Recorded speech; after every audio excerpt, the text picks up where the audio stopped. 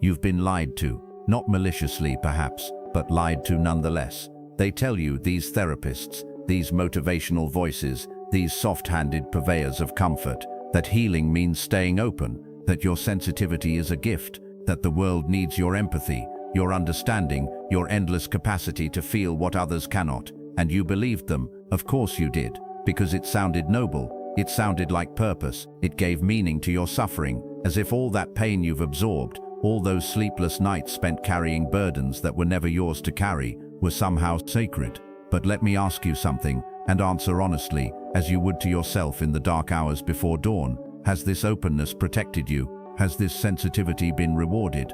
Has the world, in its infinite cruelty and indifference, ever once paused to honor the depth of what you feel? No, it has not.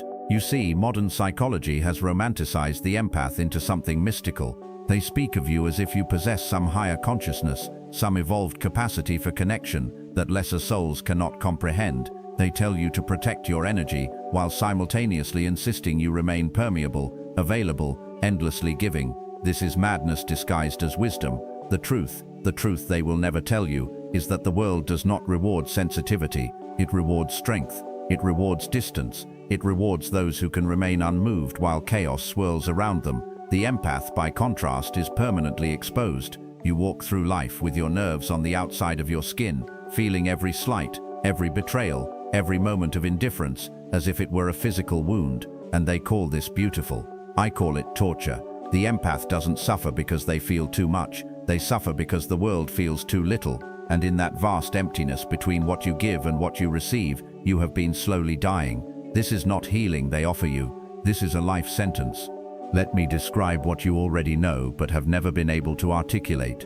You walk into a room, and before anyone speaks, you already feel it. The tension between the couple in the corner, the anxiety radiating from your colleague, the unspoken resentment your friend carries but will never name. You absorb it all, not because you choose to, but because you cannot help it. Your nervous system doesn't distinguish between your pain and theirs. It simply receives, like a radio tuned to a frequency no one else can hear. Weak boundaries, they call it, as if it were a character flaw, as if you simply haven't tried hard enough to build walls between yourself and the suffering of others. But here's what they don't understand. You don't have weak boundaries. You have different boundaries. Your consciousness extends beyond the borders of your own skin.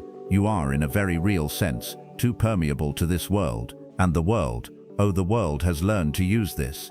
Society unconsciously exploits empaths for emotional labor. You have become containers for other people's chaos. The friend who calls only when they're falling apart. The partner who expects you to intuit their needs without ever stating them. The family member who dumps their unprocessed trauma into your lap and walks away lighter while you sink beneath the weight. They take and take and take. And you, in your infinite capacity to understand, allow it. Because you think, perhaps they need this. Perhaps my suffering serves some purpose. Perhaps if I can just understand them deeply enough, love them completely enough, they will finally see me. But they never do. You carry pain that is not yours. You solve problems you did not create. You offer depth to people who live entirely on the surface. And when you finally collapse under the weight of it all, they will look at you with genuine confusion and say, I didn't ask you to care so much. And they're right. They didn't. Sensitivity without detachment becomes self-destruction. This is the lesson no one teaches the empath. To feel everything is to protect nothing,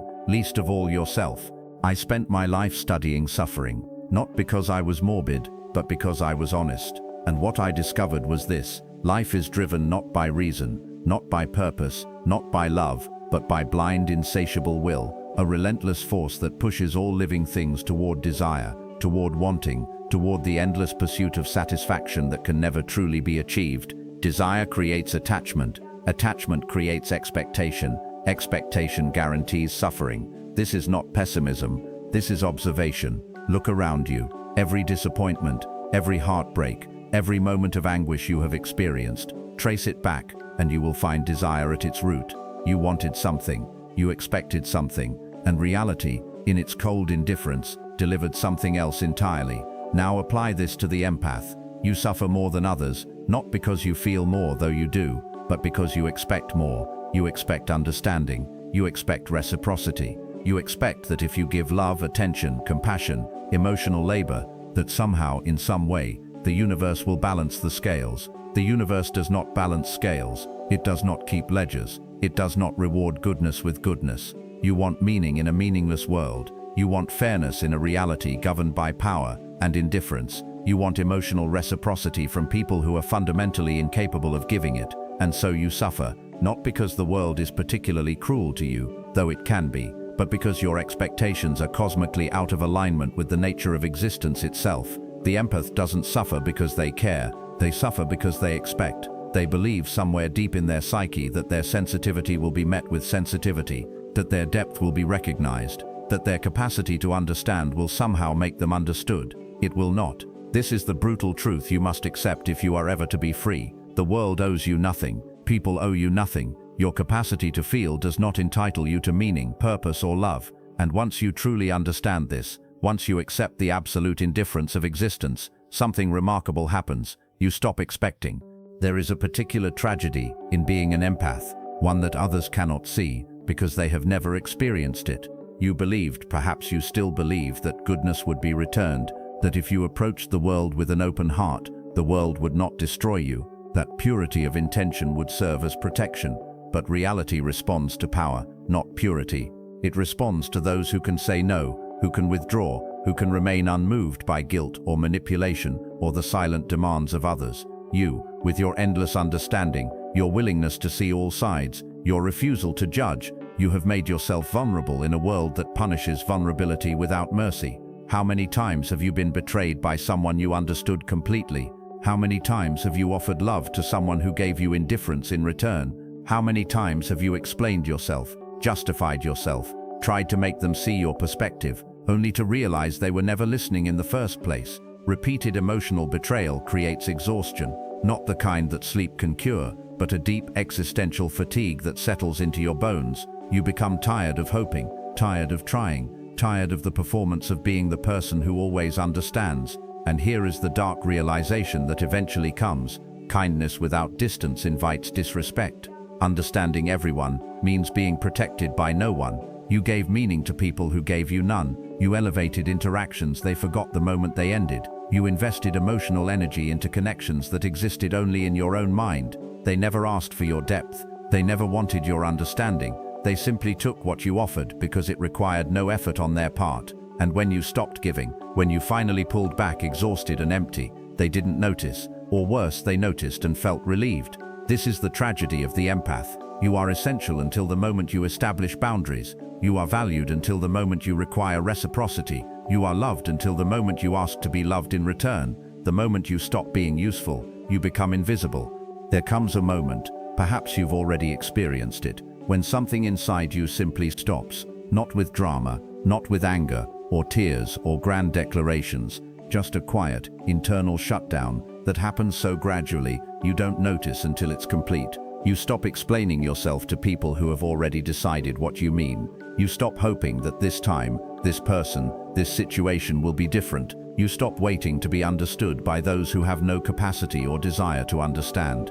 This is not anger. Anger would require energy, and you have none left to give. This is emotional shutdown, a complete withdrawal from the exhausting performance of caring. The psychological shift is subtle but absolute, from participation, observation, from involvement, distance, from hoping, knowing. You begin to see people as they are, not as you wished them to be. You see their patterns, their limitations, their carefully constructed defenses against genuine connection, and instead of trying to break through those defenses as you once did, with such earnest determination, you simply accept them, not with forgiveness, not with understanding, but with cold, factual recognition. This person will never change. This dynamic will never shift. This hope was always an illusion, and in that acceptance, something inside you dies. The part that believed in transformation, the part that saw potential in everyone, the part that gave endlessly because it genuinely believed giving mattered, that part is gone now, and you mourn it quietly, privately, in moments when no one is watching. But here's what they don't tell you about this breaking point. This is not just collapse, this is rebirth. Because on the other side of that death, on the other side of caring, hoping, wanting, there is a strange, cold freedom that you have never experienced before. A freedom that comes from wanting nothing, from expecting nothing, from needing nothing, from a world that has nothing left to give you. Welcome to the dark comeback. Let me be clear about what this comeback is not. It is not positivity. There will be no affirmations, no gratitude journals, no insistence that everything happens for a reason.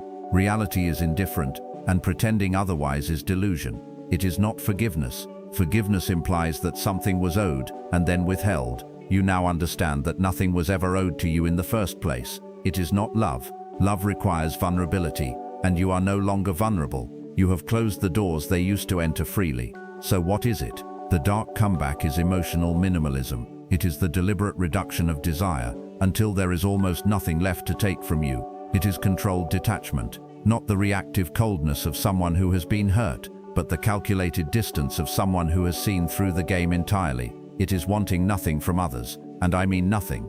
Not understanding, not appreciation, not validation, not even basic consideration.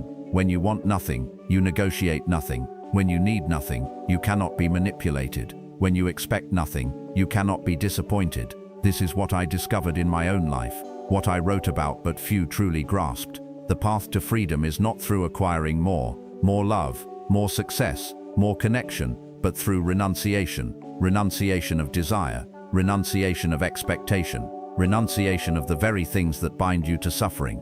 The empath's greatest strength was always their capacity to feel, but unchecked, unprotected. That strength became their greatest weakness. Every feeling was a hook that others could pull. Every care was a vulnerability that could be exploited. The dark comeback is the deliberate removal of those hooks, one by one, feeling by feeling, until what remains is not emptiness, though it may seem that way to others, but a kind of invulnerable silence. Detachment is power disguised as coldness. When you stop reacting, people lose their primary tool of control. When you stop explaining, they cannot use your words against you. When you stop caring about their opinion, their approval, their disappointment, they become irrelevant. And irrelevance for most people is unbearable. This is not healing. Healing implies a return to what you were before, but you cannot return. That version of you, the one who believed, who hoped, who gave endlessly, is dead. This is transformation into something harder, something colder, something that cannot be used. You want to know what happens when the empath stops participating in emotional theater. Watch closely, because the reaction is always the same. First, confusion. They're used to your explanations, your justifications, your endless attempts to make them understand. When you stop providing these, they don't know how to proceed. The script has changed, and they haven't been given new lines. Then, manipulation attempts. They will try everything that used to work. Guilt, accusation, playing victim, silent treatment, anger, tears. They will pull every emotional lever they have, expecting the old you to respond, but you don't. And this is when something shifts. Emotional silence unsettles people in ways that anger never could. Anger is engaging. It shows you still care enough to react. But silence is the ultimate withdrawal. It says, you no longer have access to me. Manipulation fails without reaction. Every tactic requires your participation. When you refuse to engage, when you simply observe without responding, the game ends. And in that ending, something unexpected happens. Distance creates authority. The empath who once explained everything, who once made themselves endlessly available, who once bent over backward to accommodate, that empath was taken for granted. Their kindness was assumed, their understanding exploited, their presence undervalued. But the empath who withdraws, who speaks less, who has become difficult to reach, that empath is suddenly interesting, suddenly valuable, suddenly worthy of respect. It's almost comedic, if it weren't so tragic. You are respected only after becoming unreachable. You are valued only after you stop giving value freely. You matter only after you demonstrate that you no longer need to matter to them. The very people who ignored you when you were available will now pursue you in your absence. Not because they've suddenly recognized your worth, they haven't, but because your withdrawal threatens their sense of control. They don't want you back. They want the supply you represented, the emotional labor, the validation, the safe place to dump their chaos. But that place is closed now, and they can feel it, even if they can't name it. Here is what I observed throughout my life. The world listens when it can no longer feed on you. Your words carry more weight when you speak less. Your presence becomes more valuable when it's rarely offered. Your boundaries are respected only when they are absolute. This is not fairness. This is simply how power operates in human dynamics. And the dark comeback is nothing more than the empath finally understanding power. So here we are, at the end of this meditation, at the end of the old you. Let me leave you with a truth that will disturb more than comfort. Happiness is unstable. It depends on circumstances, on other people, on things beyond your control. Chase happiness, and you guarantee suffering when it inevitably fades. Meaning is optional. The universe does not come preloaded with purpose. Any meaning you find, you must create yourself. And even then, it remains subjective, fragile, temporary. Freedom begins where desire ends. This is the final lesson, the one that completes the dark comeback. As long as you want something from this world, approval, love, understanding, validation, you remain a prisoner, because wanting creates vulnerability. It gives others leverage over your inner state. But when you want nothing, when you have genuinely, completely, existentially renounced the things that once seemed essential, you become untouchable, not in the sense of being invulnerable to physical harm. We are all vulnerable bodies after all, subject to decay and death, but untouchable in the sense that nothing external can disturb your internal equilibrium. They can reject you, it changes nothing. They can misunderstand you, you no longer require understanding. They can abandon you, you are already alone. This is not nihilism, this is something colder and more powerful, absolute sovereignty over your own consciousness. The empath's greatest comeback is not love, it is not healing, it is not reconnection with a world that never valued that connection in the first place. The empath's greatest comeback is silence, complete, impenetrable, self-contained silence.